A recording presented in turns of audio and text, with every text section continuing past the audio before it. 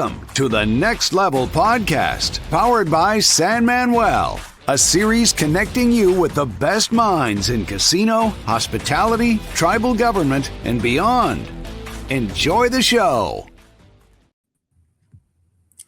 Hello, everyone. We have a really great episode and session for you today. Joining me is Danielle Finn. She is the Director of Indian Nations Gaming and Governance Program and Associate Professor in Residence at the William S. Boyd School of Law at the University of Nevada, Las Vegas. Please join me in welcoming Danielle. Hi, Danielle. Hi, Peter. Thank you so much for having me. I'm excited to be here. We are so excited to have you. I know our paths have crossed many times over the last few years. You're doing such great work, and I'm looking forward to diving into it. I think everyone's going to love hearing your story. So with that, let's jump into it. Can you give us your 3-minute origin story? You could go longer than 3 minutes if you want, but kind of like, who are you and where you came from and what brought you here today? Yeah, my 3-minute origin story. Okay, Danielle Finn. I'm a citizen of the Standing Rock Sioux tribe. I'm Hunkpapa Lakota Ihanktawan Dakota and Hohe Nakota, which means I'm all parts of the Ocheti Shakoi, the Great Sioux Nation of the Northern Plains area. And I got my law degree at Arizona State University's College of Law. I got my LLM in Indigenous Peoples Law and Policy from University of Oklahoma. I am a sister, a daughter, a granddaughter, a big sister to many of my students. I feel like I'm at that level. I'm an aunt. I'm all sorts of things. I have many titles and caps, but I think the most important thing, and it's kind of like a Lakota virtue, is just being a good relative. So I try my best to be a good relative, and that's kind of just my quick origin story. I am interested in law, and I've always been interested in law since I was really little. I used to watch Cops and Law and Order on the TV, and I was like, I could do this someday. And that's kind of how I got into the legal field. My dad was also a police officer in Rapid City, South Dakota. I grew up in the Dakotas. I'm the daughter of a New Yorker. He's from Brooklyn and he's Irish. And then my mom is a citizen of Standing Rock and she's from North Dakota.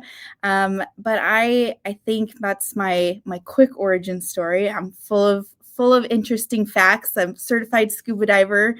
I love to ski and snowboard. I try to stay active in whatever I do, but my love right now, my love of life is educating the next generation of attorneys. That is fantastic. Thanks for sharing that with us. And there's a lot to unpack there, and we're going to talk about some of those things here in the next 45 minutes or so. Question for you. At what point did you realize that your education and the work that you were going to do could have a direct impact, real world impact in governance and tribal nations and gaming enterprises? Was that always when you started to study law, did you begin with that in mind, or at what point did you realize this is the direction I want to go? Yeah. So I think it was early on, even through childhood, and I had, a grandparent on tribal council, an uncle that was tribal chair for so long. And I got to see firsthand the little help that they had, legal assistance. And I remember hearing, my mom in the kitchen being like, well, where are the attorneys? Like, why don't we have somebody helping us? And as I got older and older, I would see that we didn't retain counsel, or we would only have one, and they were overworked and overutilized and overwhelmed. And I always thought, well, if that's just my tribal nation, what about the others? And so as I grew up and I got into the world of tribal government more as a professional, I saw there's not enough attorneys that are helping tribal nations, and we need them in all areas. And so I went into law school myself. And even then, I looked around the room and there was not many law students. And ASU is known as the one that has the most like native law students. And even then, I would be in sections where I was one or two, and that was it. And that data really shows that that's actually the truth. Like the American Bar Association came out in 2022, so just 4 years ago, that they said of the 1.3 million attorneys in the United States, less than 0.4% are Native American. And that means less than 3,000 people of the attorneys are Native American. And so one of the 3,000, we need more than that. And I've always known that since I was little. And it was at that like moment when I started realizing, oh, this data is recognizing like what I'm seeing. And I was like, we need to do something about that. And that's kind of where I really shifted my career from being, in governance. I still retain my position as a tribal judge, but I moved out of practice, and now I'm in academia, and now I'm teaching the folks that I need to help our communities the most. And so that's why I guess that's where I realized that my work has a direct real world impact, is that now I'm creating the bodies that I've always seen the need for. And I think that's extremely important. And we just need more people that get into tribal nations and tribal gaming. And so I love how you mentioned that it was influence from your family early on. And in some cases, some folks may not have that exposure to those conversations. So if there happens to be a listener out there right now who is in a tribe that may not have exposure to an attorney or someone who's thinking through sort of some of the legal issues that you were present for in the room with your family and leadership, what would you say to them? What kind of inspiring words could you give them to encourage them to pursue it? Because I mean, when you think, to your point, only 0.4% of attorneys are Native American. So that's very daunting, right? I mean, when you hear that, you almost feel like the odds are stacked against me. So what kind of words of encouragement could you give to those who are maybe thinking about it, or maybe your words today is going to inspire them to go? What sort of words of encouragement would you give them? Oh gosh, so many different words of encouragement. I guess one thing, um, is I mean, have the awareness. Look around in your community and see like what can be improved and how it can be improved. Start with that process, because oftentimes things at even the lowest level can be improved, but they will need some sort of assistance from like the legal side. I think there's just so many words of advice people in the communities, depending upon whatever community you come from. For Native people, I think education is extremely powerful for all people. You should all keep learning every day of your life. Education is such an asset.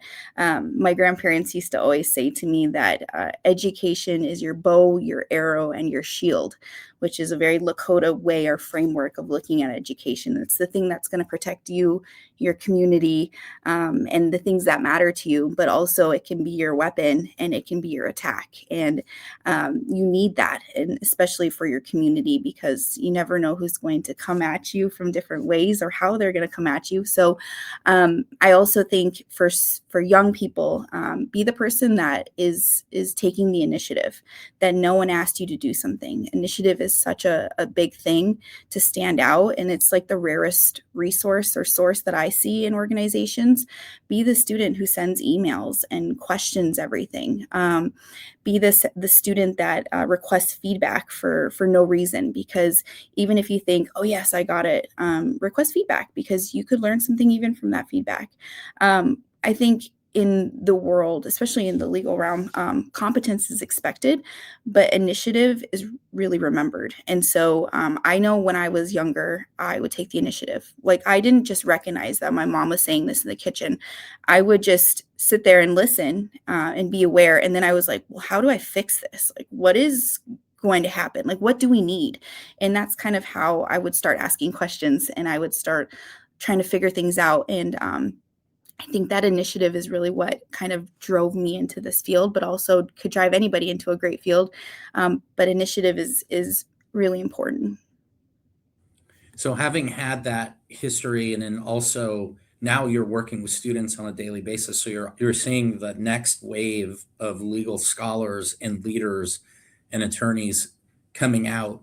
Are you seeing that like the traditional skills required for this role is the same, or do you see skills kind of evolving? Are there new sets of skills that the younger generation could maybe perhaps go, wow, I'm seeing this kind of migrate this way, and to be better prepared, shoring up on new skills that weren't so needed before? Is there any sort of observations like that, since you're still not kind of you're heavily involved in teaching and coaching and mentoring the next wave, but also you just went through it yourself and have the real world experience? So is there any sort of insights into that?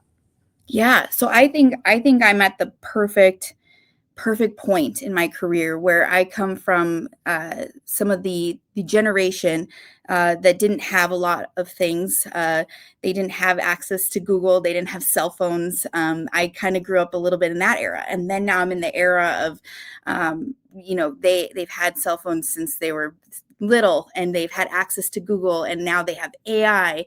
And so I'm at this pinpoint in my career where I look at both sides and I see everything. But I think the skills and mindsets that like the next generation absolutely needs is digital fluency. And it's such an important thing. You absolutely need it. It's going to be the biggest mover and shaker for the next, I don't even know how many years. But I also think the next generation of leaders need to have the ability to hold firm in their identity. So over time in history, especially with Native people, but other groups across the United States, their identity has been moved and shifted based off of policies and based off of business and have whatever it might be. But this next generation is going to have to hold firm in their identity of who they are, because investors will come at them, not always with great intentions. Leaders who are insecure in who they are and what sovereignty means to them could be making concessions that can't be undone. So I think that they need to hold firm in who they are and remember the history and really what it means to them to be who they are and their people who they are, because challenges will be ahead. But I definitely think digital fluency, AI, things of that nature are what the skills that are needed. And then the mindset is to make sure to remember who you are. You bring up a great point there, understanding where you came from and bringing that forward with you as you gain these new skills, and always remembering that so you can bring that back to your people. That's that's so powerful. Now, the term governance is kind of scary for some folks, and they really don't kind of understand, maybe in the beginning, how that kind of ties to from classroom to reality to their personal communities that at their tribal communities. How do you help the generation that's coming in that may not be directly exposed to governance, and it's a big scary kind of topic sometimes? How do you help them navigate through that as part of the programs that you're involved in? How do you help them kind of navigate that so that they can learn and process and help their community move forward in governance? So I think governance is the strength of the community. So good governance is going to lead to good policy and good community members, and health and welfare and safety is all going to be great if you have good governance. It's just the backbone of everything. And I think that I would tell the next generation to not be scared of having good governance, because strong governance is just powerful. And I always say, like, when you look at tribes across the United States and you look at their gaming operations, I specifically am always looking at, well, what is this tribal casino doing?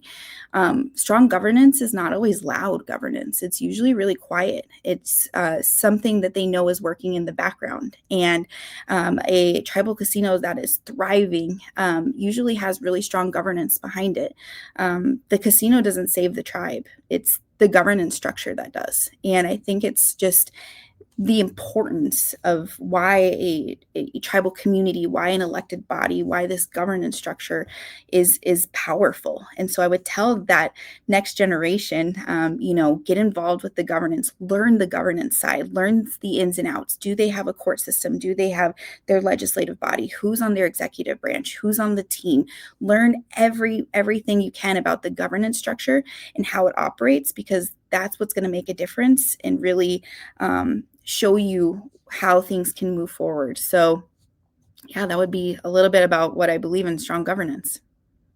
And so, like, I at a recent conference I was attending recently, the topic of AI came up, and AI, and specifically as it tied to governance, right? And there were some tribal communities represented in the room that were saying, we don't have the resources to have outside resources come in and educate us on all of the potential pitfalls that we need to consider as we consider our governance in AI. What could you say to those who are in the middle of trying to put their arms around governance? To your point, right? It's like AI is so new, but it could also be so scary and risky that it could pose a threat. I mean, overnight, everything could disappear if you literally disappear. It could be evaporate in front of you. What sort of tips could you give to those who are maybe in the thick of it, or at the beginning of discussing how to approach the new world of technology like AI, and setting up a governance structure? Like, where do you begin, especially if you don't have the resources, unlimited resources that some tribes have because they're successful operations, be it in a casino or other enterprises. Do you have any thoughts on how you could begin sort of that process with something new like that? Yeah, education. So reach out and ask questions to anybody and everybody, but you can always reach out to the Indian Nations Gaming Governance Program at UNLV's William S. Boyd School of Law, and we will point you in the direction of resources, whether it might be webinars or training materials or companies that maybe could assist a tribal nation with their AI development. But beyond that, getting out and very much like you said, you're at a conference, go out and listen to what other folks are doing, because that practical knowledge is so important, right? We can talk about education and theory and how I teach in a classroom with PowerPoints and I lecture, but getting out and learning from folks like you, Peter, who are in the thick of it, is the most important thing. I would also just advise those leaders and the next generation, don't be scared. I think we need to have the mindset and that this is something new, but this is something that we can harness and we can learn it and we can champion it. And I think another thing is, I often see it on the web that, the AI is hurting the environment and it's hurting all these things. You always need to look at the specific companies, right? Not all AI is created equally, just like everything else in the world. So look at who's behind AI, what company you're supporting, what's going on, and how it's being used, of course, because you want to use it ethically. But don't be scared of it. And I think truly, tribal leaders and the next generation won't be scared of it, because I always think our people are the most fast adapting people in the United States. Native people went from in 100 years just absolutely being able to navigate a new culture, a new system faster than most people can. Europe was, around for thousands of years acting the same way.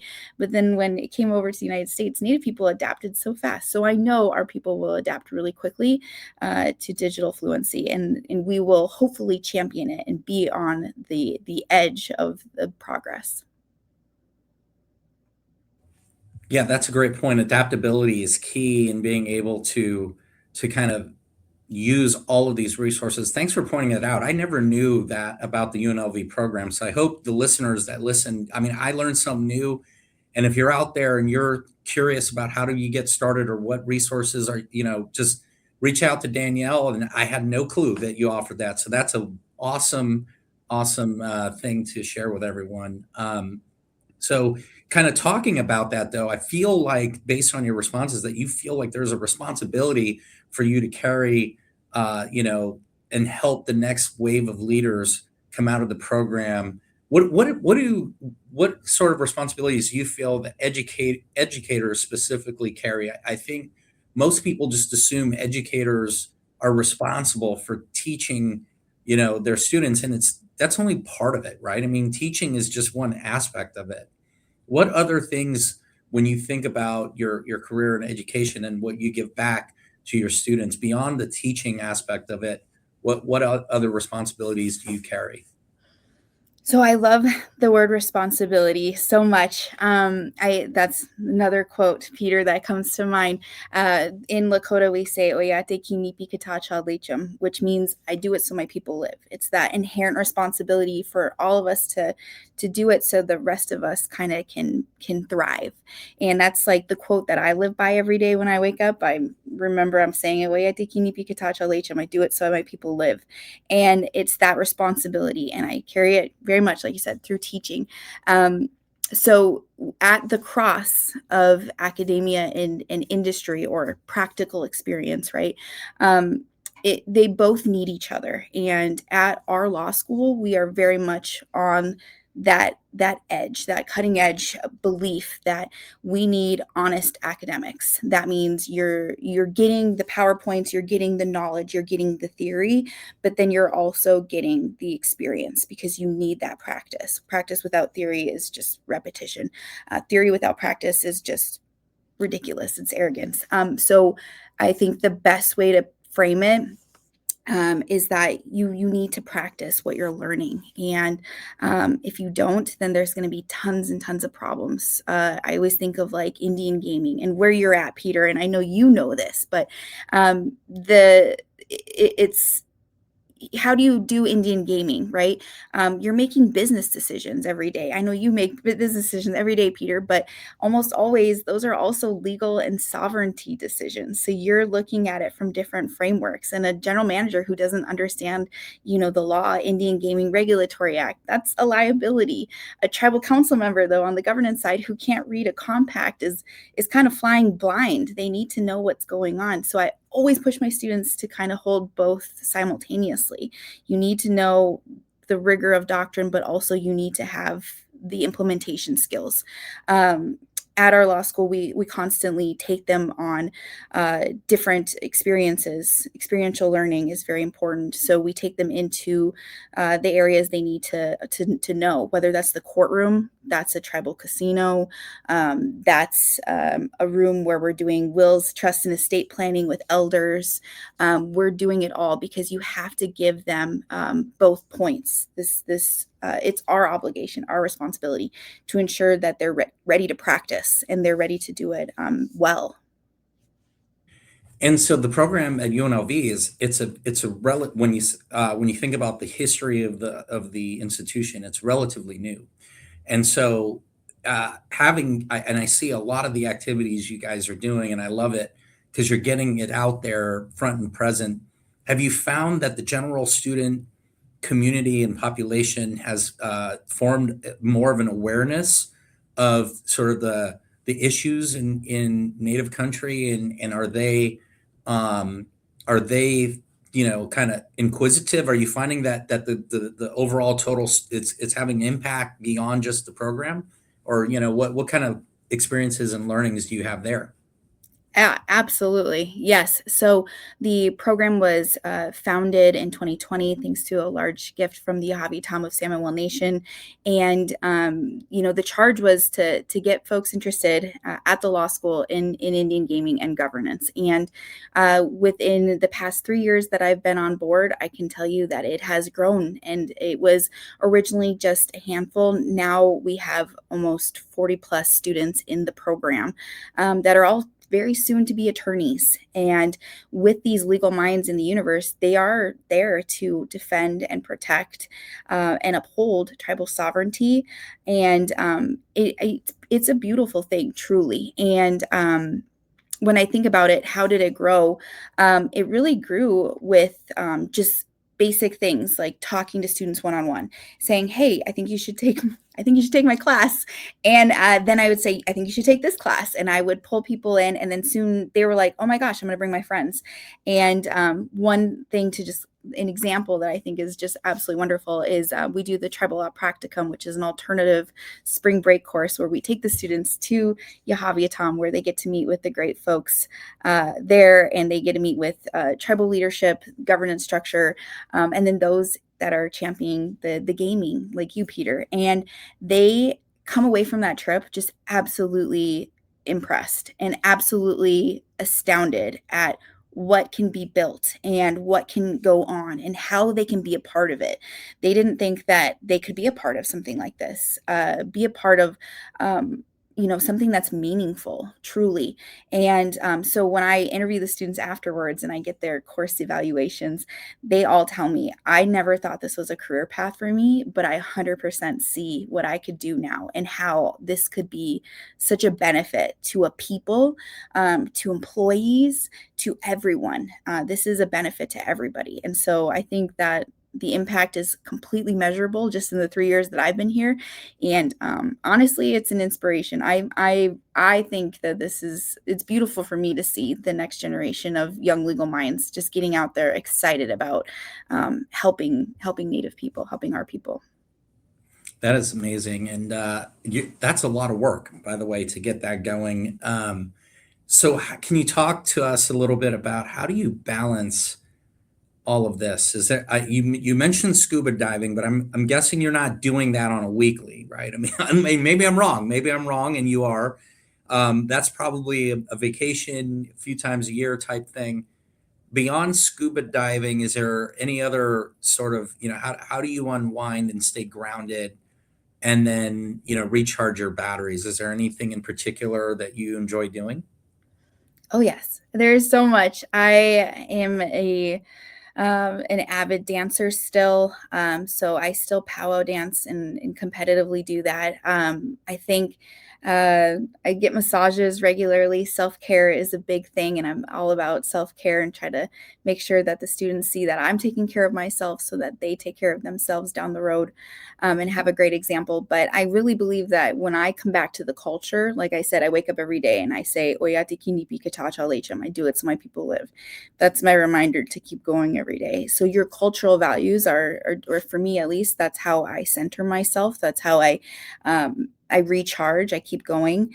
I stay connected to my community. I think that's really important. That whole remember where you come from thing. Sure, I'm a Lakota that lives in Las Vegas, but I still keep in touch every day with my people back home. So that's calling my cousins, calling my friends, calling elders, calling all of the grandmas and grandpas. I call everybody and I talk to them because that connection, that relationship is still who I am fundamentally. And I want to make sure that, jobs can come and go, truly. And, but your people will always be there for you. And I really believe that my culture is what centers me. So I go home, I dance, and I do everything possible to stay connected. So that's kind of where I try to balance the work life. But truly, I don't feel like I'm working most days because I love what I do. And I love the students and I love all of the people at this law school. I have a great dean. Dean Grinwald is fantastic. You can't have a good program if you don't have a good leader. And she's someone who pushes me out there and I can't thank her enough. So good support is also there for me. So I don't feel like I'm working most days. Isn't that great when you found your passion? I mean, it sounds like you found your passion. It's evident in the way you speak and how you talk about what you're doing that it's really truly in here and in your heart and coming out, and that's so beautiful. For those who are seeking, there's people that are trying to get their careers going and trying to find that passion that you found. What do you say to them? I mean, you've mentioned some great things already. Is there anything you haven't mentioned yet? Maybe perhaps, like a real world experience that you encourage them if they don't already have it. Try this. It could be in tribal gaming, maybe not. But is there anything, like for those trying to find their way, and everyone's journey is different, right? How do you kind of walk them through that? Yeah, I tell them always to go with what you like. What do you love? And that can be anything and everything. So this is so great that you asked this question, Peter, because I was just a student needed help on their personal statement for their law admissions essay. And they were like, what do I write about? And I was like, well, write about what you love. What do you love? And why is that important to you? And that's really how I think you find yourself is what do you love? Do you love, dubstep music? Do you love, cooking? What do you love? And then go from there and you can find out what career path, because you should love what you do what you love, because that's what's going to be a part of your life for so much of your life. So find something that you are passionate about. And then from there, start analyzing it. Okay, what could I do in that career that I love? Or why do I love it so much, and how it could be related to another field that you could see yourself in. So if there's a time where you feel like you need direction, always go back to what you love, because that's what's going to point you in a good direction. And for me, as you can tell, I really love my people and I love my community. So this is how I serve them and I feel so good about it. That's fantastic. And I think very great advice. I oftentimes get people to come in and they want to talk about, they're hoping, I think, that I give them do these 5 things and you'll move on in your career. And I think they're taken aback sometimes when I go, well, what do you want? And they go, what do you mean what I want? I want a promotion. I go, like, no, really, what do you want? And then I go, I don't want to hear the answer now, because that would mean you didn't give it thought. I go and take some time and think about it. And on your time, you'll know when you have the answer, come back and then we'll talk about it. And then the next step of your journey, I think, will make more sense, rather than I oftentimes find that, a promotion or a title, that's a construct that somebody else created. That may not be what you want, right? So don't chase someone else's kind of vision, chase yours. But until you ask yourself that question, you don't know, right? Yeah. So that sounds just like what you're saying.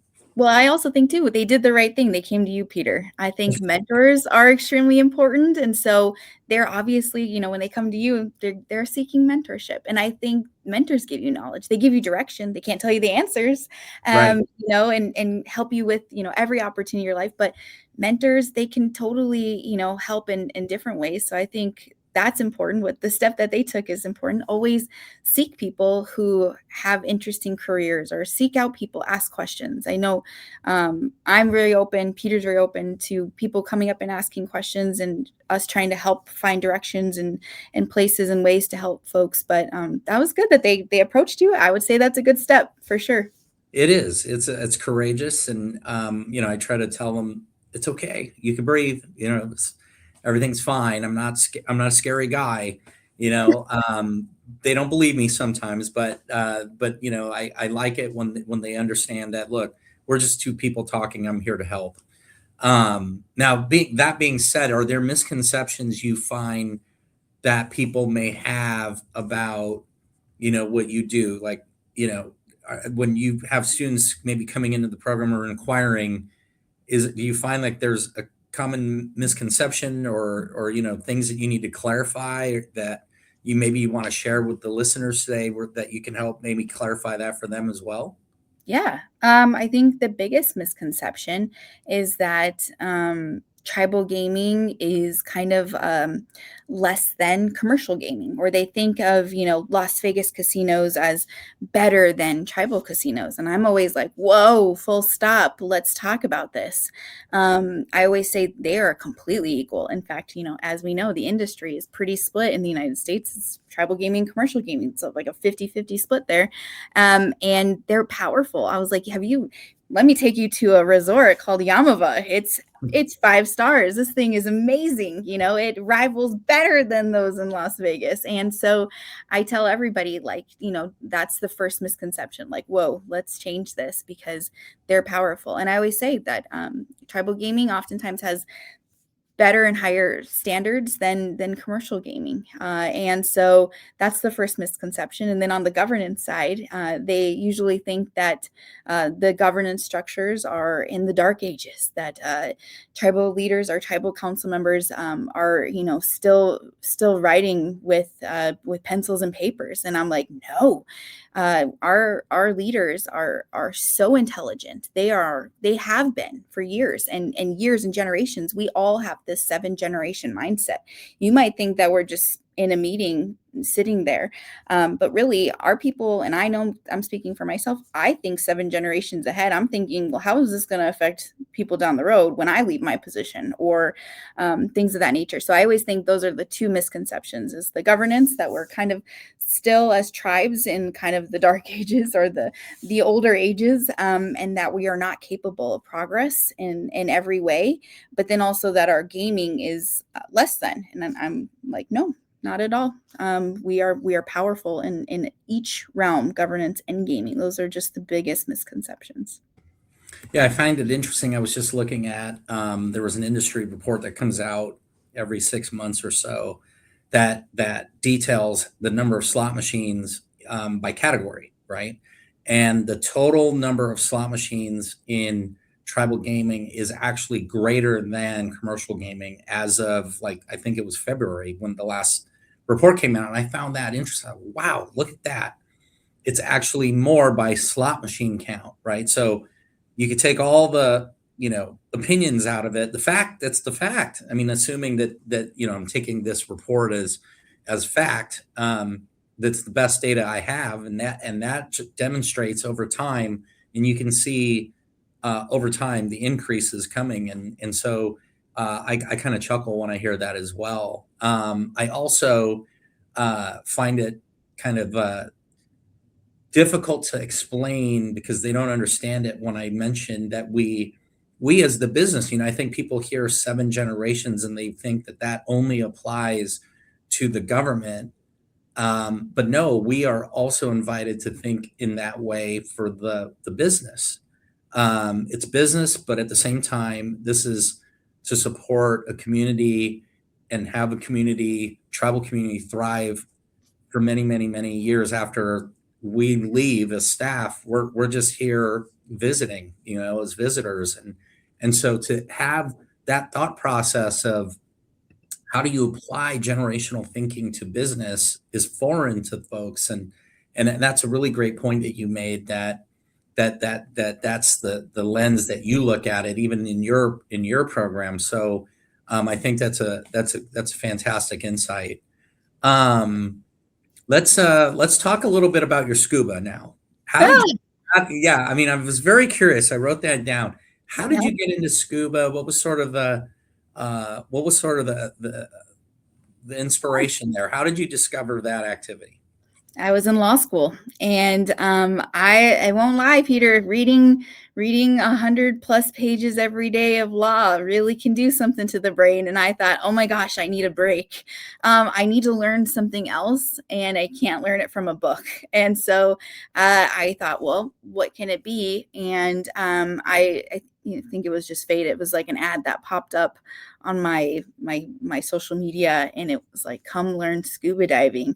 And I thought, why not? And so on every Saturday and Sunday morning for a couple weeks, I would go to the pool and I'd get all suited up and I would learn every part of scuba diving.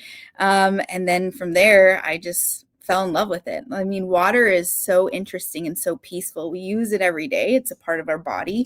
But I think being submerged in it and then having to remain calm when you're that so many feet down, it's peaceful, but it's also kind of challenging because you have to problem solve. Like if water gets in your goggles, you have to flood it with what your breathing apparatus. Like there's so many intricacies to scuba diving, but it's peaceful and it makes you appreciate water even more.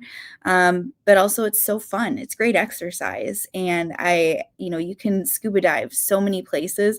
I'll be honest, I've never scuba dived anything that interesting yet, Peter. I've done like lakes and rivers, nothing like the Galapagos yet or anything. I can't wait to do that someday. But it's definitely something that I needed to go away from law school. And that was my way. And now I love it. I'm still doing it. Well, that's great. And I think that just kind of speaks to sort of your curiosity. And you're like, oh, I saw this on my feed. I'm going to go for it. And despite it being challenging, you just jump right into it. Now, you mentioned you haven't done, I was going to ask you, the follow-up question was, what was your favorite dive spot? But it looks like that you're aspiring to dive the Galapagos. Is Galapagos on your number one on your list, or is there another dive Yes. spot? No, that's the number one for sure. I think so. Okay. Yep. Like that, or well, like the Great Barrier Reef. That's a big one. But I think, yeah, I've never been to Hawaii yet, Peter. I know this is Okay. wild. I know. Never been to Hawaii. That's on my bucket list, and I think doing Hawaii would be cool. But the most interesting is just like off the shore of California in the ocean. Things like that. There's nothing too extreme. When I tested, they took me to this lake in Arizona called Lake Surprise, and there's Okay. no surprises in that lake. It's very boring and safe, which is why I think they take students there to do their scuba testing. But yeah, so that's kind of. Are you scuba certified, Peter? Have you been scuba diving? I'm not scuba certified. I don't want to say I snorkel. I snorkel while on vacation from time to time. Let's just say that. I'm like vacation casual snorkeler. And but I find snorkeling to be fun, but when you get to a certain depth, to your point, it's not easy to remain calm. Mm-hmm. So that's why I've never taken the leap to scuba, because I'm like, I'm not certain I can be calm at that, if I go deeper than what a snorkel can get you. So I don't know, it's in the back of my mind. I think about it. And when you mention scuba, I'm like, for a split second, I thought maybe I should do it. Then I started thinking, oh my God, then what am I going to do when you can't see anything, and Yep. all you see is the light up top. I mean, that's gotta be tough. Yeah, it's fun though. It is really fun. It's challenging but fun in a good way. I think you would like it. I think you like challenging and fun. So you should try it, Peter. Okay, I'll write it down. Okay, so we're coming to the end of the show here. Do you have 3 tips that you could provide to anyone who would want to take their career to the next level? The first is the initiative. Always take the initiative. Like I said, I think that's the most important thing that you should do early in your career. Take initiative, reach out and build relationships. Relationships, I think, are extremely key. If you are good at building relationships, that means you are full of other great skills like communicating and listening and understanding. So initiative, building relationships, and staying grounded. I guess as we've wrapped up this whole conversation, I think that's the biggest thing that has made me who I am, and I feel I'm successful in where I've been in life. And I think staying grounded is the number one thing, whether that's spending time with family, your culture, with the earth, water, what have you. I think staying grounded, taking the initiative, and building relationships, those are my 3 advice for someone. Mm-hmm. Well, that is fantastic, Danielle. Thank you for sharing all of that with us today. I think one of the big takeaways I had related to staying grounded was earlier when you described that your perspective that the law could be your bow, arrow, and shield. I think staying grounded to who you are and where you came from, that just kind of wraps it all into your line of work and how you help the next generation succeed. And we really appreciate you coming on the show and sharing your perspectives with us. Thank you. Thanks for having me. Check out more episodes at thenextlevelcareers.com.